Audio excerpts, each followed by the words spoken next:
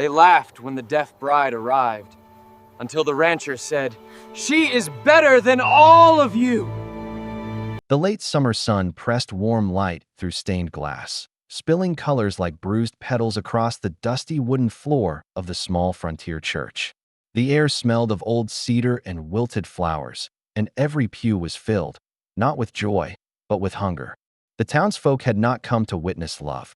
They had come to witness a spectacle. To them, this was not a wedding. It was entertainment. At the back of the church, the heavy doors creaked open. Elena stood there, small, pale, delicate as a porcelain figurine someone had forgotten how to cherish. Her modest white dress skimmed the floor. In one trembling hand, she clutched a dried bouquet, petals brittle as her breath. Lace gloves tried to hide the shaking of her fingers. Her hair had been pinned back carefully, and around her neck hung a silver locket that once belonged to her mother. She stepped forward, not with happiness, but with sheer will. Her soft smile didn't reach her eyes, pale blue eyes that scanned the crowd, hoping for kindness but finding only raised brows, smirks, tight-lipped whispers. She couldn't hear the murmurs curling behind her like smoke, but she saw them. And that was enough. She can't even hear the vows. Someone muttered, "Elijah's marrying a ghost." Another snickered. No voice. No ears. What's the point? Elena's smile faltered for the briefest moment, but she kept walking. Each step echoed in the silence she carried inside her to the altar. Elijah waited, handsome in his pressed vest, brown hair slicked back with pride. His jaw was tight. His eyes never even looked at her. Behind him stood his parents, elegant and rigid, their chins high like royalty surveying peasants. Their eyes gleamed, not with pride, but with victory. They had found a bride who wouldn't talk back, who wouldn't demand affection, who would remain silent forever. The priest opened the book. The church went quiet. The air grew heavy. Even the dust seemed to hold its breath. The vows began. Short, customary, ordinary words spoken in an extraordinary moment of cruelty. Then, the priest turned to Elijah. "Do you take this woman?" Before he could finish, Elijah stepped forward. "I can't marry a woman who doesn't even know when someone says her name." The words split the air like a whip. For a heartbeat. Silence. Then laughter. Harsh, sharp, hungry laughter. Elena blinked. Confusion flickered across her face. Her head tilted, eyes trying to catch the shape of the words on his lips. She read them again. Slowly, painfully, "I can't marry you." The bouquet slipped from her hand. She turned to the crowd, seeking mercy, understanding, maybe even just a hand to hold. She found nothing. Some smirked. Some shook their heads. Others leaned back in amusement. Not one person moved to help her. Her knees buckled. She collapsed to the floor, white dress pooling like spilled milk around her. Her palms pressed into the cold wooden boards. Her heart pounded so violently she thought it might break through her ribs. Her ears heard nothing, but the noise inside her was deafening. Elijah stepped back as if she were something foul. His mother stepped forward, her lips tight with disdain. "We were doing you a favor," she hissed. Elena's eyes widened. The room blurred, the world tilted, and then another voice broke through, not mocking, not cruel, sharp, low. Authority wrapped in thunder. "That's enough." Every head turned at the back of the church. A man stepped forward. He was broad-shouldered, sun-browned, with eyes like storm clouds right before they cracked open. He wore no Sunday suit, just a worn ranch coat and dusty boots. But he walked like the land itself made way for him. Each step echoed like distant gunfire. Colt Breener, the widow rancher. A man of few words and fewer smiles. A man people respected and feared. That he didn't look at the crowd. He didn't look at Elijah. That he walked straight to Elena. That he crouched down beside her, slow, gentle, as though approaching a wounded animal. He didn't speak at first. He simply offered his hand. Her breath hitched.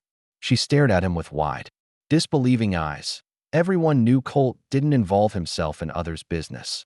But here he was, kneeling in the dust beside the woman the town had just broken. When she hesitated, he didn't push. He just waited, patient, steady, and for the first time that day, someone saw her. She placed her trembling hand in his. He helped her stand.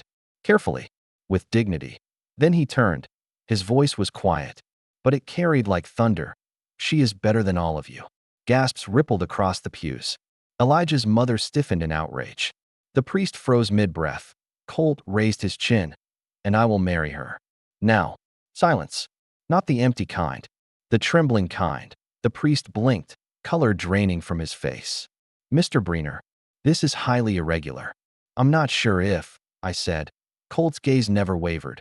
"I will marry her." There was no room for argument in his tone. Elena's heart raced. She looked between him, the priest, the room full of judgment. Her mind spun. Why? Why is he doing this? Thomas, Elijah, stepped forward, face red. This is ridiculous. She doesn't even know what's happening. Colt turned his head slowly toward him. "And yet," he said softly, "she is more decent than you will ever be." The church exhaled a shudder. Colt turned back to her. Slowly, deliberately, he pointed to himself, then to her. Then he mimed a ring around his finger. Elena's breath caught. "Marry me?" Her head shook slightly, not in refusal, but in disbelief. His eyes didn't beg. They promised. He wasn't saving her for show. He wasn't offering pity, he was offering choice. Her lips parted, and though no words came, her answer trembled in her eyes. "Yes." Colt nodded once. To the priest. The priest swallowed, then opened his Bible with shaking hands. "By the power vested in me, I pronounce you husband and wife." No clapping. No smiles. Only silence. Both hers and theirs. Colt gently took her hand and led her down the aisle. Each step he took was solid, grounded, never once looking back at the people who had laughed. The crowd parted in stunned silence. Some stared. Some frowned. Some whispered in confusion. Elena did not meet their eyes. She couldn't. Her mind was a storm, spinning too fast to breathe. Outside, the air felt brighter but harsher. Sunlight on her skin, wind in her hair. She had never felt so exposed. Why? Why had this man, this stranger, stood between her and shame? Colt helped her onto his horse with quiet ease. His touch was respectful. Placeholder, not possessive. He mounted behind her, clicked the reins, and they rode. Dust lifted behind them like the memory of cruelty. The trail stretched wide, endless. The sun climbed higher as the town shrank behind them, disappearing like a bad dream she couldn't wake from. They did not speak. They could not. But his presence beside her felt safe. Not like protection, like shelter. She watched his profile as they rode. Strong jaw, steady eyes fixed on the horizon. He didn't steal glances. He didn't demand thanks. He was simply there. She didn't understand it, but she felt it. Hours passed. The ranch appeared. Vast hills, fenced pastures, cattle grazing lazily under the sun. The land felt alive, breathing softly beneath the sky. Colt helped her down. His hands were calloused, but careful. He gestured toward the house. A simple, two-story structure with a wide porch and rocking chair. Inside, it was quiet and warm. A fire crackled in the hearth. Worn furniture, soft lamplight, the smell of fresh bread. A home. He pulled out a chair for her at the small kitchen table. She sat, trembling, unsure of everything. He picked up a small slate board lying nearby. With precise strokes, he wrote a few words, then turned it toward her. "You are safe here. Rest. No one will harm you." Her vision blurred. No one had offered her safety before. She nodded, small, shaky. He gave a short nod back, tipped his hat, and stepped out of the room. The door clicked softly behind him. Elena sat in the quiet, the fire warming her skin. A blanket draped gently over her shoulders. His doing. She held the slate in her hands. She traced the words with her fingers. Safe. For the first time in a very long time. She allowed herself to breathe. The ranch woke with the light. Morning spilled through tall windows, golden and gentle, painting the wooden floors in warmth. Outside, the wind rippled through the grass like a soft sea, and distant hills glowed blue in the sun. The land moved quietly, like it understood the language of silence. Elena moved through the halls like a shadow, not hiding, just unsure. Unsure where she belonged. Unsure if she belonged at all. There were no demands. No expectations. Colt had simply shown her the kitchen, the porch, the spare room with fresh linens and a small writing desk. Then he stepped back and gave her space, as though he knew she'd been smothered long before she ever stood in that church. She spent hours by the wide front window, watching the wind press gently against the fields. She couldn't hear the creak of the house, the call of birds, the sound of hooves in the dirt, but she felt them. in the tremor of the floorboards, in the rhythm of light. Silence had always been her prison. Here, it was beginning to feel like a blanket. It started with small things. When she woke one morning, warm bread sat on the table, still steaming. Colt was gone to the fields, but he'd left a slate note beside the loaf. Eat. Working by South Fence. See, she touched the warm crust. No one had ever made her breakfast before. The next day, a pair of boots sat by her door, her boots, cleaned and stitched. She stared. She hadn't even noticed the tear. Another slate note. They looked uncomfortable. Fixed now day by day. The house grew softer, the blanket draped over her shoulders. When she fell asleep in the chair by the fire, a book placed by the window, one with pictures, a jar of wildflowers on her nightstand. She never saw him do any of it, but she felt him in every gesture, quiet care. Instead of pity. One evening, she found him on the porch, mending a bridle in the last amber light of day. She hesitated in the doorway, then stepped outside. Colt glanced up. Just once. Then he nodded, slow, in greeting. She sat beside him on the step. Silence stretched between them, but it wasn't empty. Elena tapped lightly on the porch with her fingers. His hand paused at the sound of vibration. She pointed to herself, then signed with one hand on her chest. Elena. Colt watched. Thoughtful. Then he slowly mimicked the motion. Elena. His version was clumsy but sincere. She blinked, surprised. Then she pointed at him. He tapped his chest. C-O-L-T. He spelled it with his fingers, slow but correct. The laugh rose in her chest, soft and airy, a sound she couldn't hear, but could feel. From that night on, they practiced. In the evenings, she taught him letters, signs for simple things, food. Yes. No. Thank you. He tried. Failed. Tried again. He never mocked himself. Never rushed. Never treated her language as less than his own. The first time he signed "Are you okay?" with unsure fingers, she felt something shift in her heart. Someone was trying to meet her where she lived. Still, the past clung like a shadow. Some nights, she woke gasping, memories of the church crushing down on her. The laughter she could not hear, but saw in every sneer. She would sit on the floor, arms wrapped around herself, teeth clenched against the sobs that had no sound. One night, she didn't hear the footsteps, didn't notice the door open. She only felt the floorboards shift slightly. Colt sat down beside her, not touching, not asking, just there, steady as earth. After a long time, her shoulder leaned the smallest bit toward him. He didn't move away. They stayed like that until dawn. Over time, the ranch taught her a new rhythm. She gathered eggs in the morning, careful hands gentle with each shell. She brushed the horses, feeling their breath on her palms. Colt worked beside her often, fixing fences, hauling hay. He never hovered, but somehow, he was always close enough to catch her if she stumbled. Their movements became a quiet dance. He would hand her tools before she asked. She would bring water before he realized he was thirsty. A glance, a nod, a soft smile. No words, but so much said. Slowly, something began to grow between them. Not fire, warmth. Then came the day she had to face the world again. They rode into town for supplies. Horses clopped over hard-packed dirt. Townsfolk emerged from storefronts, eyes sharp as knives. Whispers slithered behind hands. That's her. The deaf bride that he married her out of pity. Bet she can't even cook. He'll send her away before winter. Elena kept her eyes down. But each smirk, each stare felt like a stone in her chest. She felt 13 again. Small, voiceless, alone. But then, a shadow fell beside her. Colt stepped forward, shoulders squared, eyes hard as iron. He positioned himself slightly in front of her, not blocking, but shielding. A wall of silent defiance. The stares faltered, the whispers died. Some men looked away. Some women shifted uncomfortably. And for the first time, Elena felt the strength of another person's back in front of hers. That evening, at the ranch, Colt set the supplies down and leaned against the counter.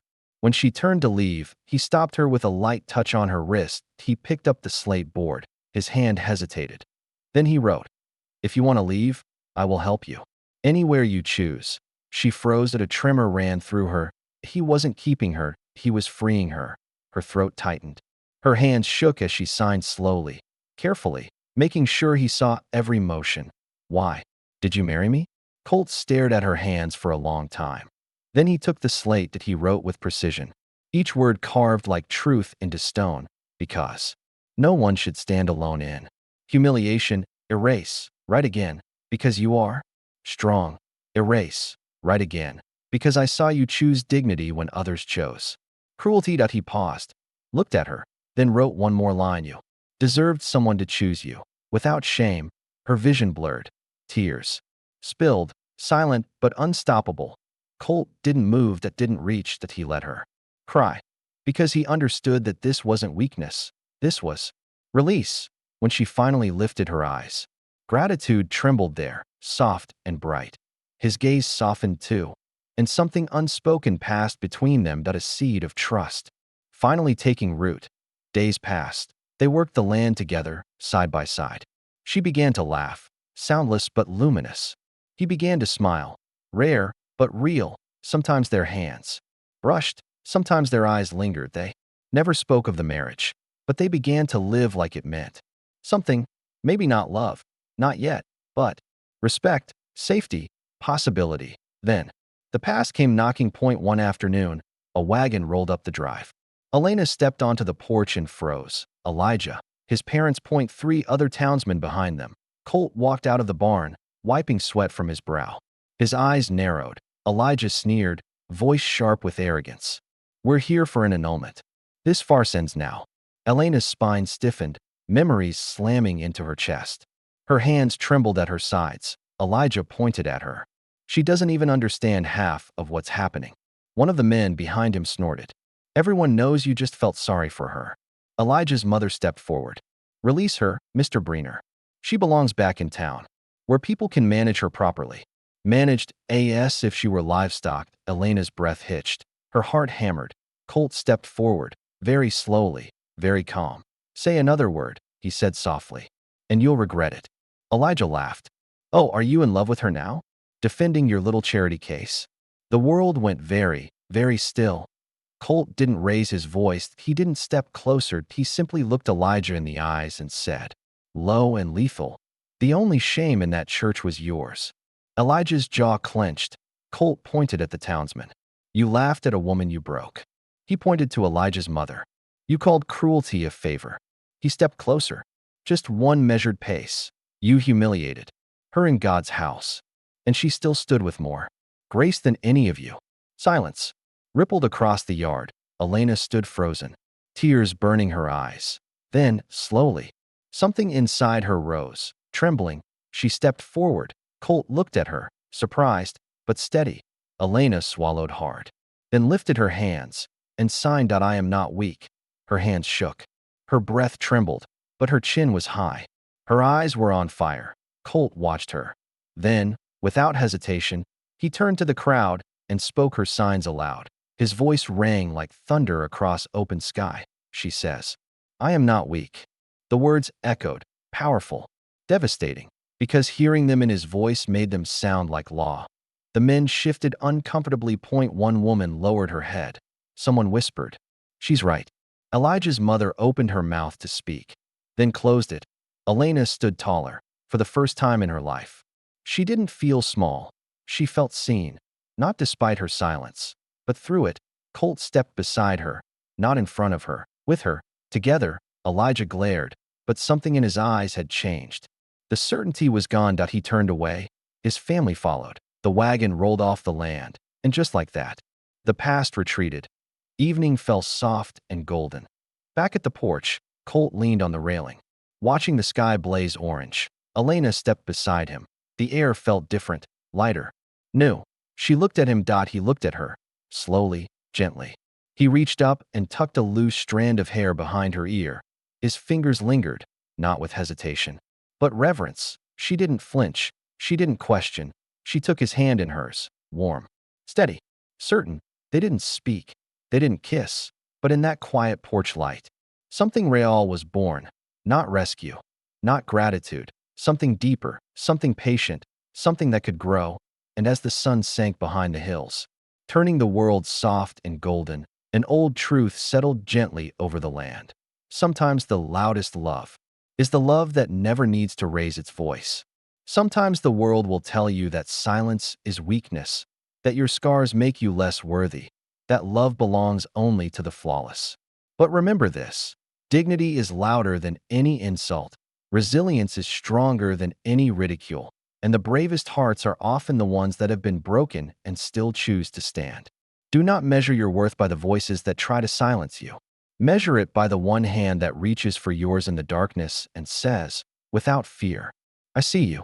I choose you, as you are. And when you finally believe them, when you lift your head and let them stand beside you, that is when healing begins.